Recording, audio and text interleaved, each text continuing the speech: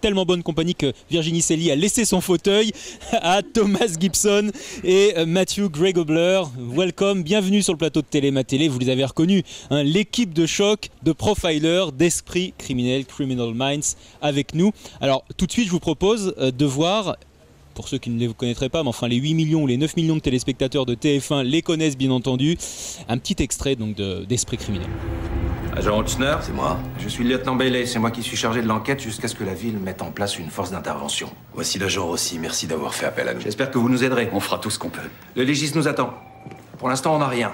2 des victimes n'avaient même pas été portées disparues quand on les a trouvées. Ils se débarrassent de leur corps 24 heures après les avoir kidnappés.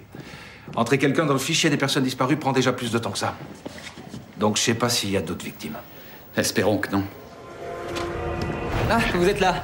Comme je le craignais, on peut facilement se procurer du méthanol chez tous les fournisseurs de produits chimiques de Californie. Et il n'est pas contrôlé, que vous en achetiez en grande ou en petite quantité. J'ai retracé les sites des enlèvements et des abandons des corps.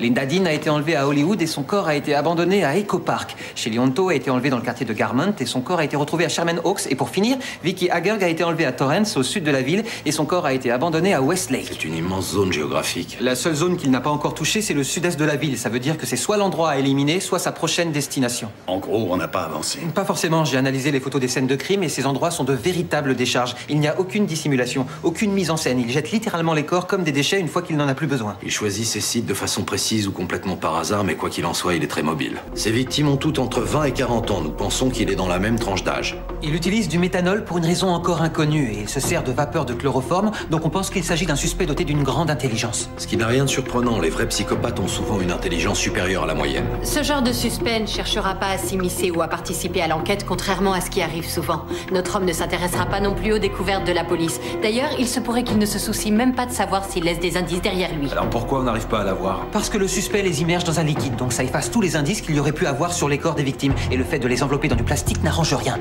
Il y a quand même quelque chose qui pourrait nous aider. Il est extrêmement antisocial. Après une arrestation, on entend souvent les voisins d'un suspect dire à quel point ils sont étonnés. Eh bien, avec lui, ça ne sera pas le cas. Il y a de fortes chances pour que ce soit un chauffeur de taxi antisocial et agressif, donc je vous garantis que si quelqu'un l'a croisé récemment, il se souviendra de lui sans problème. Nous pensons qu'il faut prévenir le public le plus vite possible que le suspect est un chauffeur de taxi sans licence qui a sûrement eu des altercations avec plusieurs clients. Merci à tous. Alors forcément, vous êtes vos personnages perçoivent, déconnectent, savent qui dit vrai, qui dit faux au premier regard. Vous avez 4 spécimens autour de la table. Alors selon vous, lequel est le plus sympa? Ah, non, ne lui c'est faites Charlotte. pas confiance. Je me doutais bien. Et lui là? Non, je vois à son rouge à lèvres que ses intentions sont suspectes. Et lequel ou laquelle pourrait être un criminel en puissance, cher ami? Absolutely her, without a doubt. Vous avez bien choisi. It's always the one you least expect. Si, c'est ok. Comment vous percevez vos personnages? Comment vous êtes entré dans cette série vraiment pas comme les autres, qui cartonne en France? Mais alors c'est la série de l'année en France, hein, elle passe sur la plus grande chaîne française, sur TF1. Elle a d'abord été diffusée en deuxième partie de soirée, puis elle a eu les honneurs du prime time, et ça cartonne. Pourtant c'est une série assez violente. Pourquoi vous pensez, selon vous, que ça marche autant? Quelles sont les clés du succès de Criminal Minds, Thomas? Je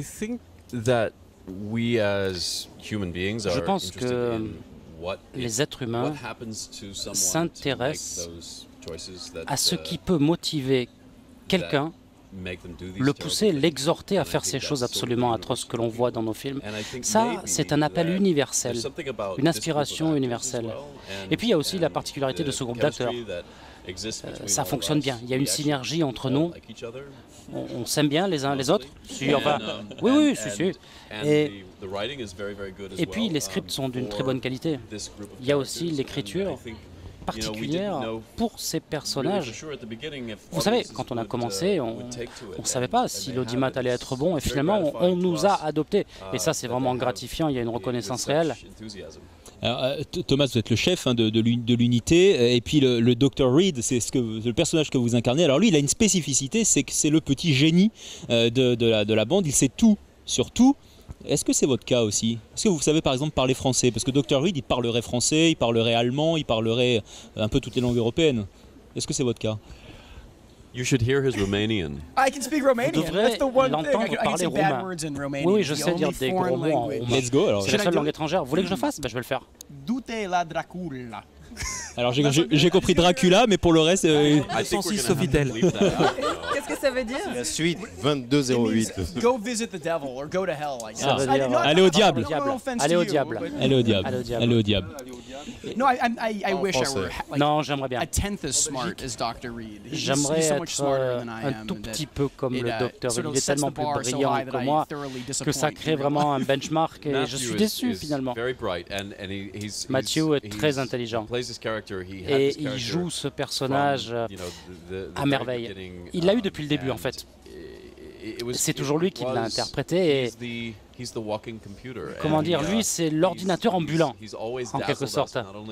Il nous surprend tout le temps, non seulement du point de vue de la performance mais aussi quant à sa capacité à se rappeler énormément de choses, comme s'il maîtrisait ça vraiment, pour du vrai. Et sauf que ce type de personnages, ce ne sont pas les personnages les plus glamour généralement dans les séries et surtout dans Criminal Minds. Ce sont des personnages importants, qui sont des personnages aussi que le public aime parce qu'ils ont une spécificité. Mais on a reçu Jesse Williams de Grey's Anatomy tout à l'heure. Lui il disait c'est important d'être glamour parce que le public nous aime bien, nous retient et on peut continuer à faire plein de saisons comme ça. Est-ce que ça c'est pas un peu frustrant de finalement pas avoir ce côté glamour à exploiter parce que quand on vous voit dans la vraie vie, vous êtes et Virginie et Charlotte nous le confirmaient, plutôt beau gosse. Oui, nos agents ont dit qu'on était glamour. C'est vrai. C'est vrai que par rapport à certains on est glamour. C'est vrai que bon, par rapport au FBI, au vrai FBI, nous on prend des avions, des jets privés, etc. Je ne sais pas s'il faut toujours comparer. Par rapport à Desperate Housewives, non, c'est vrai, c'est pas glamour. Mais par rapport au vrai FBI, c'est très glamour ce qu'on fait, ça je peux vous le dire. Il est d'accord. Virginie. Il y a eu beaucoup de changements de casting dans Esprit criminel ces derniers temps, des départs, des retours, et Jay Cook qui est parti et qui revient, Paget Brewster pareil qui revient. On sait que c'est dangereux quand il y a des membres du casting très importants qui partent. On l'a vu avec les experts qui, depuis le départ de William Petersen, voilà. Et puis maintenant, il y a Laurence Fishburne, son successeur, en plus qui s'en va. C'est vrai que ça peut vraiment mettre en danger une série. Est-ce que c'est quelque chose qui vous a effleuré quand vous avez vu qu'il y avait certaines actrices qui partaient ou qui étaient remerciées?